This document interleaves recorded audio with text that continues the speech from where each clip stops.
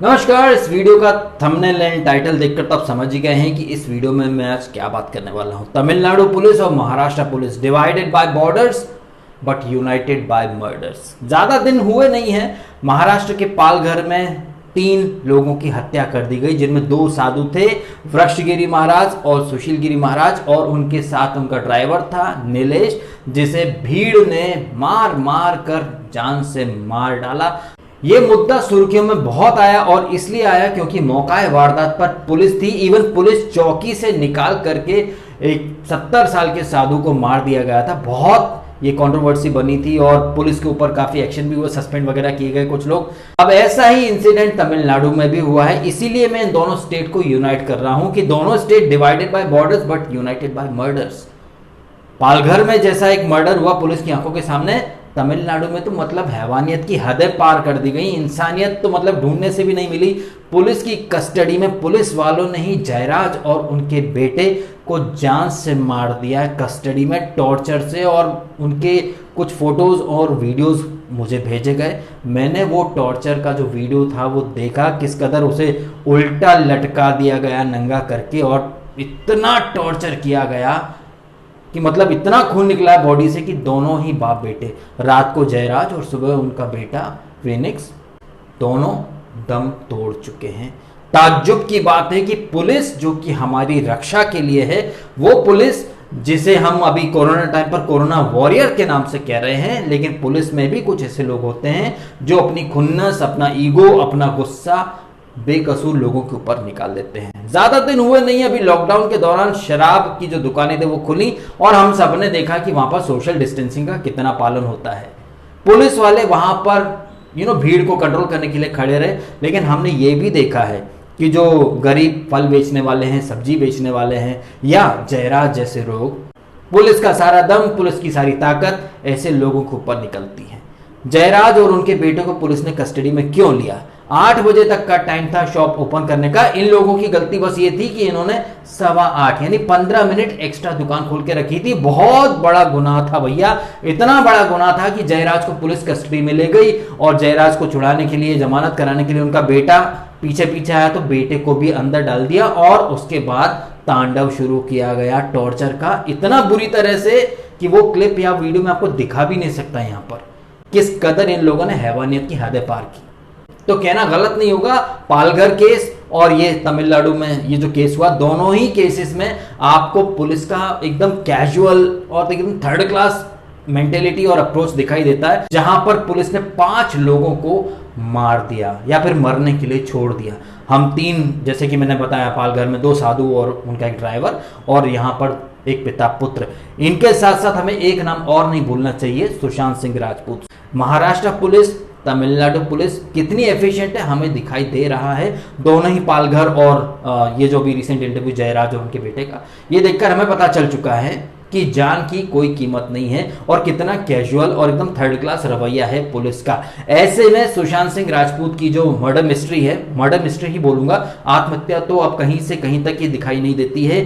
सुशांत का Twitter, Instagram कौन use कर रहा है, कुछ एक्टिविटीज उसके ट्विटर अकाउंट पर हुई हैं। कई सारे ऐसे वीडियो सोशल मीडिया पे वायरल हो रहे हैं जो पुलिस की नाकामी और उनके थर्ड क्लास रवैयों को एक्सपोज करते हैं। हालांकि वो चीज अभी ओपनली हम डिस्कस कर नहीं सकते, बिकॉज मैटर अभी इन्वेस्टिगेशन में है। इन्वेस्टिगेशन से मुझे याद आया, इन्वेस्टिगेशन तो भाई सुनंदा पुष्कर के हत्या की भी, मौत की भी बहुत हुई। आरुषि वो नोएडा वाला केस गुत्थी बना रह गया। वैसे ही यहां पर जब तक ये केस सीबीआई को सौंपा जाएगा, तब तक बहुत सारे सबूत एंड कहीं ना कहीं ऐसी चीजें जो कि इसे आत्महत्या नहीं बल्कि एक मर्डर साबित कर सकती हैं, ऐसे सारे सबूतों को, चीजों को बुरी तरह से नष्ट कर दिया जाएगा, टेम्पर्ड कर दिया जाएगा। उसके बाद ये केस सीबीआई को सौंप दिया जाएगा। सीबीआई को तो जिया खान की मौत का केस भी सौंपा गया, सीबीआई ने तो आरुषि वाला केस भी हाथ में लिया था, लेकिन सीबीआई को ये केसेस हाथ में तब मिले जब सारे सबूत वगैरह या तो नष्ट कर दिए गए या कुछ ऐसा कर दिया गया कि उन सबूतों की या उन गवाहों की कोई वैल्यू ही नहीं रह गई। ऐसे में मैं तो अपने दिलो दिमाग में ये बात बिठा चुका हूं, जैसे पालघर के साधुओं को इंसाफ नहीं मिला, जयराज और उनके बेटे को इंसाफ नहीं मिलेगा, उसी तरह सुशांत को भी इंसाफ नहीं मिलेगा। रूपा गांगुली हो या बीजेपी के और भी नेता हो या बिहार पटना में बहुत सारे सुशांत के रिश्तेदार डिमांड कर रहे हैं सीबीआई इंक्वायरी की।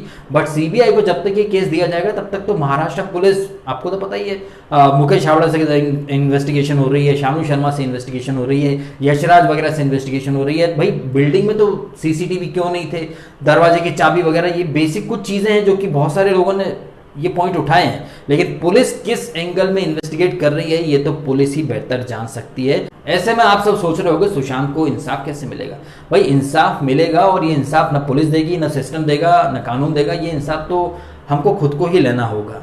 हम सब समझ चुके हैं कि ये सब क्या है, पावरफुल लोग कुछ भी कर सकते हैं। ये पावरफुल लोग बॉलीवुड के लोग हैं, आपको इनका बॉयकॉट तो करना ही पड़ेगा। साथ ही साथ आपको मीडिया का भी कुछ हद तक बॉयकॉट तो करना ही पड़ेगा। सुशांत के ऊपर बहुत सारे लोग बहुत तरह के फेक वीडियो भी डाल रहे हैं।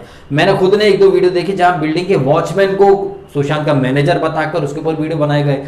कई लोगों ने तो ये तक बोल दिया कि सीबीआई इंक्वायरी दे दी गई है। कई लोग तो ये भी कह रहे हैं कि अब धोनी करेंगे सीबीआई इंक्वायरी। मतलब ऐसे फेक वीडियो जिन पे लाखों की तादाद में ये लोग फेक स्टोरी बना के व्यूज ले रहे हैं और ऑडियंस के इमोशन के साथ खेल रहे हैं, तो प्लीज आप इनका भी बॉयकॉट करो। अभी सीबीआई इंक्वायरी नहीं हुई है और ना ही ऐसी कोई बातें निकल के आई हैं। तो यही कुछ बात मैं आपके साथ शेयर करना चाहता था। जब तक सुशांत के केस में सीबीआई आएगी तब तक तो इस केस का ऑलरेडी बेड़ा गर्क कर चुके होंगे ये लोग। पालघर में साधुओं को इंसाफ नहीं मिला, यहाँ जयराज और उनके बेटे की मौत के ऊपर सरकार ने 20 लाख 25 लाख रुपए दे के मौत खरीद ली। उसी तरह सुशांत के नाम से कल को कोई अवार्ड वगैरह शुरू कर देंगे, उसके ऊपर कोई बायोपिक बना देंगे, तो हमारा गुस्सा ठंडा हो जाएगा। इस गुस्से को ठंडा नहीं होने देना है। ये जो गुस्सा है, ये जो फ्रस्ट्रेशन है, इसे सही जगह पर यूज कीजिएगा तो हो सकता है कि सुशांत की आत्मा को और ज़्यादा सुकून मिले। उसे हमारी तरफ से वही सच्ची श्रद्धांजलि होगी जो अपने गुस्से को हम सही जगह पर यूज करें। याद रखिएगा इन तमाम चीज़ों को। हम लोग भूल जाते हैं इन चीज़ों को बड़ी जल्दी। भूलना मत, इन चीज़ों को याद रखना और सही समय पर जब लोहा गर्म हो तो हथौड़ा मारना, क्योंकि इन लोगों को स्टार हम ही बनाते हैं, नेताओं को हम बनाते हैं, अभिनेताओं को हम बनाते हैं। सही समय पर जब लोहा गर्म हो तो देना हथौड़ा, तब ज़्यादा मजा आएगा। तो इस नोट पर वीडियो खत्म करता हूँ। कमेंट कीजिएगा आपके ओपिनियंस एंड सब्सक्राइब कीजिएगा डीएसके टॉक्स को अगर आपने नहीं किया तो। एंड आपने समय निकाला, वीडियो देखा, आपका बहुत बहुत धन्यवाद।